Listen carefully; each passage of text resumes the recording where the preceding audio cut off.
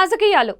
మరోవైపు చంద్రబాబు డబ్బుకే ప్రాధాన్యతను ఇచ్చారంటూ తెలుగుదేశం నేతలే నెత్తి నోరు మోదుకుంటూ ఉండటం ఫలితంగా ఈ ఎన్నికల్లో టీడీపీకి రెబల్స్ పోటు గట్టిగా ఉంటుందని స్పష్టమవుతోంది.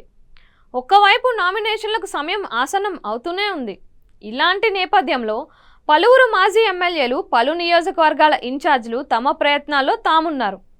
వారిలో కొందరు ఇంకా లాబింగ్ను కొనసాగిస్తూ ఉంటే ఇంకొందరు మాత్రం ఇండిపెండెంట్గా బరిలో నిలవడమే అని స్పష్టం చేస్తున్నారు. చాలా జిల్లాల్లో ఇలాంటి పరిస్థితే ఉన్నా అల్లూరి జిల్లాలో ఏకంగా 3 రెబల్స్ సైరన్ మోగిస్తూ ఉండటం గమనార్హం. 6 నియోజకవర్గాల పరిధిలో ఈ జిల్లాలో ఏకంగా 3 చోట్ల మాజీ ఇన్ఛార్జీలు తిరుగుబావుట ఎగరవేస్తున్నారు. అల్లూరు జిల్లా పరిధిలో పాడేరులో ఒకప్పటి ఫిరాయింపు ఎమ్మెల్యే అయిన గిడ్డి ఈశ్వరికి చంద్రబాబు నాయుడు హ్యాండ్ ఇచ్చారు. ఆమెను కాదని వేరే అభ్యర్థిని ప్రకటించారు. ఆమె తన అనుచర వర్గంతో సమావేశాలను కొనసాగిస్తూ ఇండిపెండెంట్గా నామినేషన్కు రెడీ అవుతున్నారు. ఇక రంపచోడవరంలో 2014లో వైఎస్ఆర్ కాంగ్రెస్ పార్టీ తరపున గెలిచిన వంతల రాజేశ్వరి పరిస్థితి కూడా ఇలానే ఉంది. ఫిరాయింపు కృతజ్ఞతను కూడా చంద్రబాబు నాయుడు చూపడం లేదు ఆమె మీద.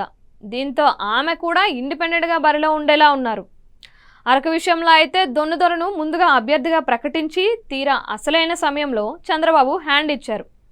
పొత్తులో భాగంగా ఈ సీటును బీజేపీకి కేటాయించారు. దీంతో దొన్నుదొర ఇండిపెండెంట్గా బరిలోకి దిగే అవకాశాలు పుష్కలంగా ఉన్నాయి. ఇలా అల్లూరు జిల్లాలో ఏకంగా 3 రెబల్స్ తయారవుతున్నట్లుగా ఉంది కూటమికి వ్యతిరేకంగా. అయితే ఇది కేవలం ఈ జిల్లాకు పరిమితమైన పరిస్థితి కాదు. ఈ జాబితాలో చాలా నియోజకవర్గాలు నిలిచేలా ఉన్నాయి.